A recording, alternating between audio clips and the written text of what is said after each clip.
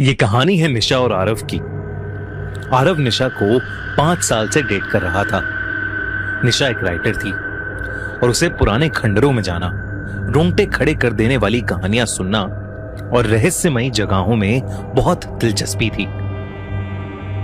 और वहीं आरव, उसका बॉयफ्रेंड, एक फोटोग्राफर था जो हर चीज को अपने कैमरे में कैद करना चाहता था। 2 दिन बाद निशा का बर्थडे था। आरव ने प्लान बनाया कि वो निशा को एक सुंदर से जंगल में तारों के नीचे कैंपिंग करवाएगा। निशा चाहती थी कि उसके दोस्त भी चलें, पर आरव का कहना था कि ये ट्रिप सिर्फ उन दोनों के लिए होनी चाहिए, क्योंकि तब तक आरव को अंदाजा भी नहीं था कि ये ट्रिप उसकी जिंदगी बदल देगा। शाम के 4 बजे आरव अपनी गाड़ी लेकर निशा के घर पहुंचा। वो लोग एक शॉर्ट रोड ट्रिप के साथ कैंपिंग और ट्रैकिंग करने वाले थे। दोनों इस ट्रिप के लिए एक्साइटेड दिख रहे थे। करीब 2 घंटे के सफर के बाद वो एक अजीब से गांव के पास पहुंचे, जिसका नाम था रुधिरपुर। जैसे ही गाड़ी उस गांव के अंदर घुसी, निशा का मन बेचैन सा हो गया। शाम के सिर्फ 6 बज रहे थे, पर ऐसा लग रहा था कि मानो गांव में कोई रहता ही नहीं है। शाम भी कुछ ही पलों में ढल गई और उस पूरे गांव में अंधेरा छा गया। सबसे अजीब बात यह थी कि उस गांव के हर घर के बाहर मशालें जल रही थीं और हर घर का दरवाजा खून सा लाल था। दरवाजों पर काले रंग से कुछ अजीब से मंत्र लिखे हुए थे। निशा का दिल बैठने लगा और अचानक आरव ने जोर से ब्रेक मारा। क्या हुआ आरव, गाड़ी क्यों रोकी? निशा ने घबरा कर पूछा। आरव ने बिना कुछ कहे अपना कैमरा उठाया और गाड़ी से बाहर निकल गया। वो बाहर के घरों की तस्वीरें ले ही रहा था कि उसके कैमरे के सामने एक बौखलाई हुई हालत में बूढ़ी औरत आई जो लाल जोड़े में थी। उसने आरव से कहा, बंगले से बारात निकलने वाली है, जल्दी से छुप जाओ। आरव उसे देखकर डर गया। वो कुछ पूछ पाता इससे पहले ही वो बूढ़ी औरत मानो हवा में कहीं गायब हो गई। आरव जब पीछे मुड़ा तो उसने देखा कि निशा गाड़ी में है ही नहीं, और तब उसे जो दिखा वो देखकर उसकी रूह कांप गई। सामने निशा एक आदमी का हाथ थामे धीरे धीरे अंधेरे की तरफ बढ़ रही थी। वो आदमी किसी दूल्हे की तरह तैयार था। उसका चेहरा सेहरे से ढका हुआ था और हाथ से खून टपक रहा था, और उसके आसपास दुल्हन के जोड़े में कई सारी औरतें कुछ मंत्र पढ़ रही थीं। आरव निशा को रोकने के लिए चिल्लाया कि तभी अचानक उसके कंधे पर किसी ने हाथ रखा। जब वो पीछे मुड़ा, वो बिल्कुल नॉर्मल दिख रही थी। उसने हांफते हुए आरव की हालत देखकर उससे पूछा कि उसे क्या हुआ है। आरव का शरीर पसीने से तरबतर था। उसके मुंह से आवाज ही नहीं निकल रही थी। उसने फिर से उस जगह देखा तो वहां कोई दुल्हा या दुल्हन नहीं थे। उसने निशा से पूछा कि वो कहां थी, क्योंकि वो उसे आवाजें दे रहा था। निशा ने अपनी उंगली गांव से थोड़े दूर शुरू होते जंगल की ओर दिखाई। महीना हॉरर की अमेजिंग फिल्म्स का महीना है, तो इस वीडियो में आगे बढ़ने से पहले मैं आपको 4 ऐसी इंटरेस्टिंग हॉरर फिल्म्स के बारे में बताना चाहता हूं जो आपको बिल्कुल भी मिस नहीं करनी चाहिए। रेडी और नॉट 2, हियर आई कम। ये ग्रेस की कहानी है जो शादी के बाद एक ऐसे गेम में फंस जाती है जो वो कभी खेलना नहीं चाहती थी, क्योंकि दांव पर उसकी और उसकी बहन की जान है। भूत बंगला एक पुरानी हवेली की कहानी जिसमें रहने कई सालों बाद कुछ लोग आते हैं, लेकिन उनके आते ही उनके साथ कुछ ऐसा शुरू हो जाता है जो उन सबकी सोच और समझ से परे है। ली क्रॉनिन्स द ममी, एक बच्ची केटी जो 8 साल पहले गायब हुई थी, अचानक से वापस आ जाती है, पर इस बार वो इंसान नहीं बल्कि कुछ बहुत भयानक बन के लौटती है। और हुकम, एक हॉरर राइटर अपने पेरेंट्स की एशेज लेकर आयरलैंड के एक होटल जाता है, पर वो इस बात से अनजान है कि वहां कुछ बहुत डरावना छुपा बैठा है। ये सारी फिल्म्स आप सभी हॉरर लवर्स को बहुत पसंद आएंगी, और इसी हॉरर के पैशन को सेलिब्रेट करने के लिए पीवीआर आइनॉक्स लेकर आया है सीजन ऑफ स्क्रीम्स। ये चारों फिल्म्स इसी सेलिब्रेशन का डरावना लाइनअप है। साथ में आपके लिए एक अमेजिंग ऑफर है। कुछ लकी विनर्स को जो इस लाइनअप की पहली 3 फिल्म्स देखेंगे, उन्हें मिलेगा एक कॉम्प्लीमेंट्री ड्रिंक और पॉपकॉर्न कॉम्बो, जिसका मजा वो हुक्म देखते हुए उठा सकते हैं। अगर आप बड़े पर्दे पर हॉरर का थ्रिल फील करना चाहते हो तो अभी जाओ और सीजन ऑफ स्क्रीम्स की फिल्म्स का मजा उठाओ। चारों की चारों हॉरर मूवीज देख डालो। जल्दी से जाओ पीवीआर आइनॉक्स की ऐप या वेबसाइट पर अपने टिकट्स बुक कराओ। और बोला, अरे वो देखो, वो बंगला दिखाई दे रहा है। मुझे लगा वहां वॉशरूम मिल जाएगा, मैं बस वही देखने गई थी। पर वो बंगला यहां से जितना पास दिख रहा है उतना है नहीं। बंगले पर नजर जाते ही आरव को कुछ अजीब सा महसूस हुआ। इतने अजीब से अंधेरे में, गुप्त गांव में, जंगल के बीच ये बंगला कहां से आ गया? आरव ने निशा को गाड़ी में बैठने को कहा और वो दोनों वहां से चल पड़े। थोड़ी दूर जंगल में आगे बढ़ने के बाद एक नदी के किनारे उन्होंने अपना कैंप लगाया। रात गहरी हो चुकी थी, सिर्फ बॉनफायर की आग की लपटें और आसपास का कुछ सन्नाटा था। निशा ने मजाक में कहा, तुम पूरी दुनिया की फोटो लेते हो, आज अपनी गर्लफ्रेंड की भी कुछ अच्छी फोटोज ले लो। आरव ने हंसते हुए कैमरा उठाया।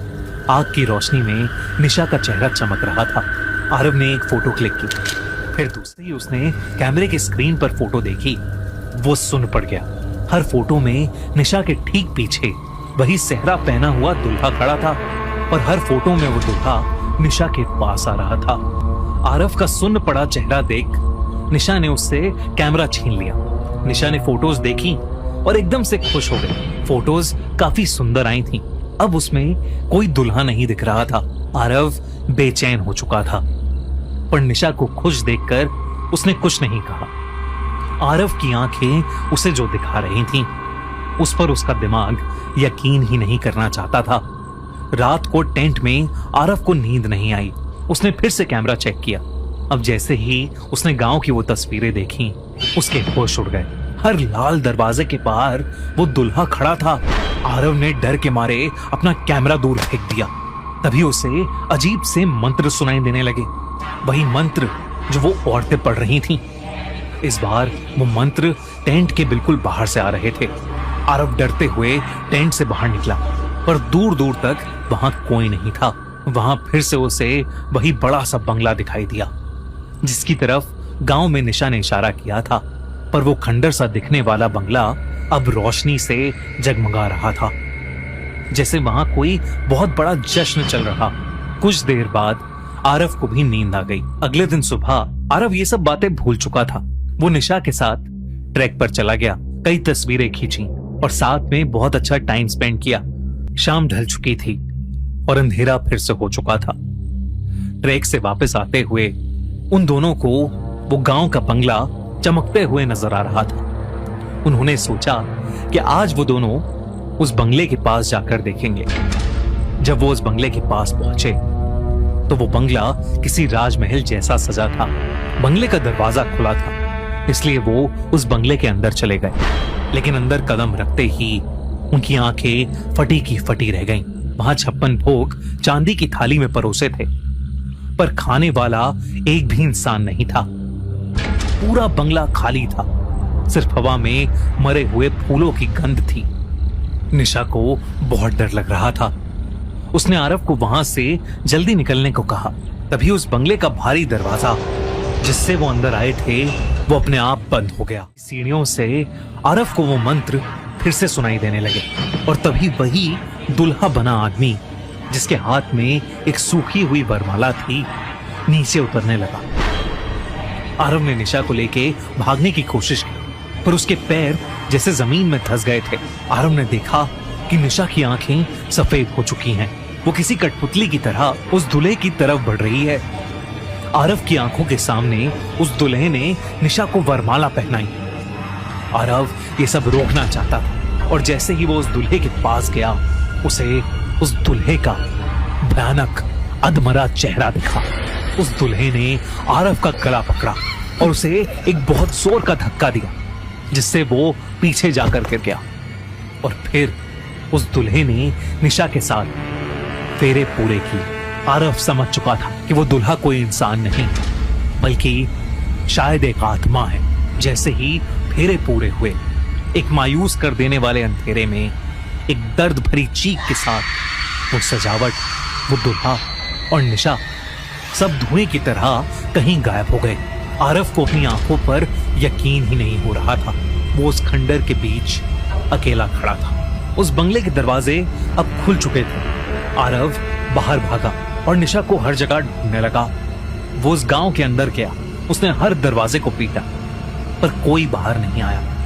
कुछ देर बाद उसे एक पेड़ के नीचे एक लाल साड़ी पहने बूढ़ी औरत दिखी। वो वही औरत थी जो एक दिन पहले उसके कैमरे के सामने आई थी।